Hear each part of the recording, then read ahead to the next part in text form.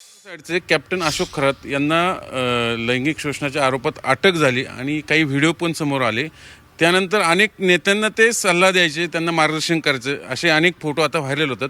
या संदर्भाने सुषमाताई अंधारे यांनी एक ट्विट केलेलं आहे खळबळजनक, आणि त्यात शिवनिका ट्रस्ट आहे जी अशोक खरातांनी स्थापन केलेली आहे.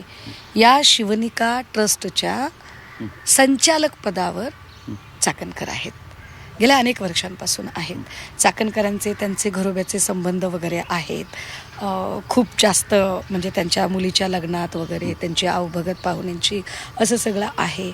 एकतर या ट्रस्टवर या संचालक का आहेत, एका लाभार्थी पदावर या कशा काय आहेत, हा तर मुद्दा आहेच आहे. परंतु यांच्याकडून अशा पद्धतीने जर वर्तन घडत असेल, विशेष की मागच्या वर्षी एका स्थानिकच्या वृत्तपत्राने एक पोलखोल करण्याची एक बातमी दिली होती. तेव्हा या चाकणकरबाईंनी आपल्या पदाचा दुरुपयोग करत सदरील वृत्तपत्राच्या संपादकांना नोटीस काढली आणि कायदेशीर कारवाईचा धाक दाखवला आणि तो धाक दाखवून त्याच्याकडून माफीनामा वधवून घेतला.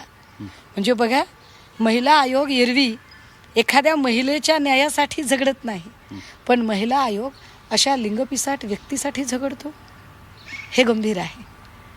मला प्रश्न वारंवार पडतो की राष्ट्रवादी काँग्रेसची अशी कोणती राजकीय अपरिहार्यता आहे की ज्यांना महिला आयोगासाठी दुसरी कुठली योग्य व्यक्तीच सुचत नाही.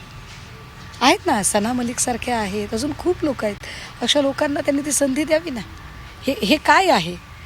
कारण यामुळे त्या म्हणजे चाकणकरबाईंचं सोडा, पण एकूण राष्ट्रवादी काँग्रेसची, कोणता राष्ट्रवादी काँग्रेस, ज्या राष्ट्रवादी काँग्रेसची कर्तृत्ववान अजितदादानंतर सुनेत्रा वहिनीसारख्या कर्तृत्ववान महिलेने कमान सांभाळलेली आहे, ज्या पक्षाच्या नेत्या एक महिला आहेत, त्यांना याची संवेदनशीलता, याची तीव्रता जास्त चांगली समजू शकते.